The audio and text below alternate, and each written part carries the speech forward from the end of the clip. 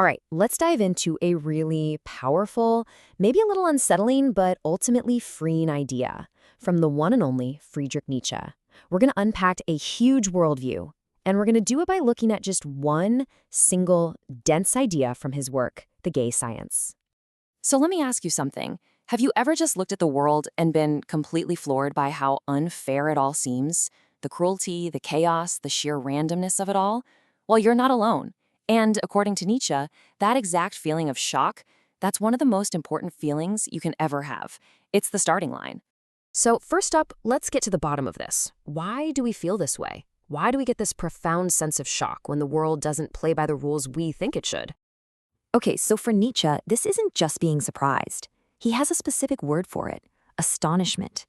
And it's this unique kind of psychological whiplash. It's that jolt you feel when it dawns on you that the universe isn't actually following the moral script you thought everyone was working from, you know?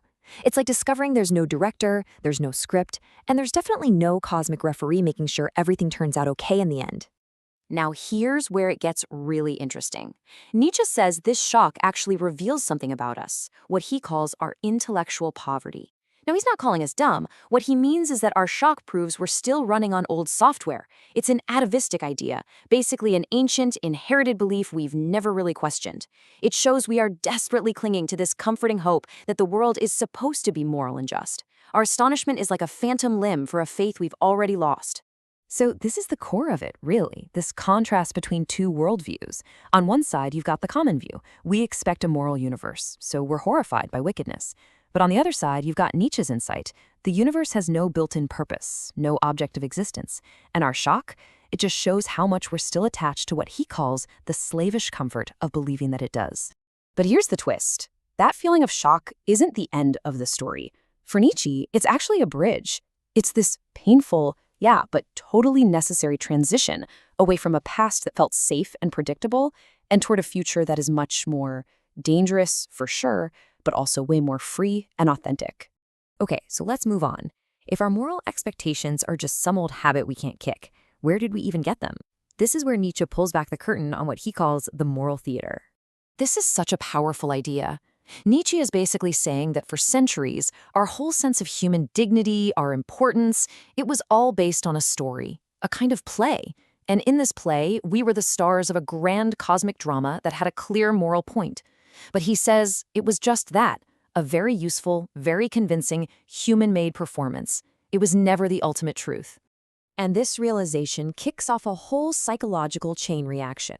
First, there's the discovery. Hey, morality isn't some divine command, it's something we made up. The immediate consequence? Our ego, our vanity, takes a huge hit. And this leads to one of two reactions. Either you feel this deep disgust for a life that has no pre-written purpose, or you feel something else, a strange new kind of pride. And this is where it gets really uncomfortable. Nietzsche argues that science starts to show the corruption of our noble self-image.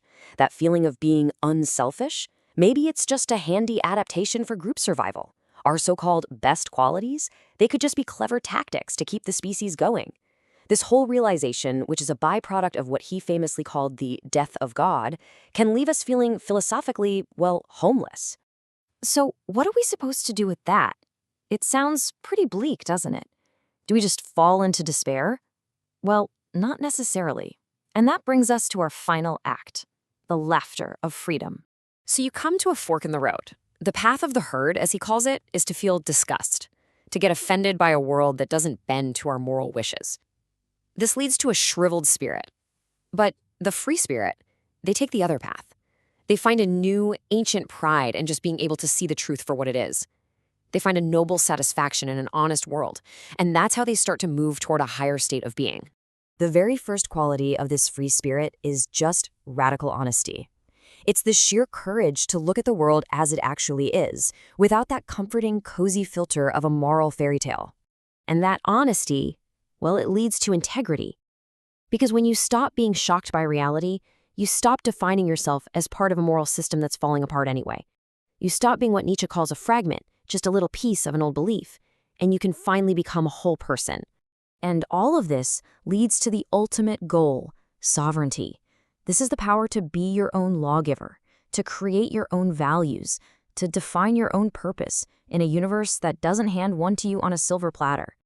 And really, this is the big takeaway.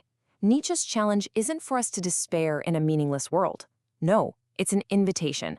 The point of life isn't to go out and discover some pre-existing moral code. The point is to become strong enough and creative enough and brave enough to forge your own. So we leave you with this question. If the old script has been tossed out and the stage is now empty, that profound and, yes, terrifying freedom is all yours.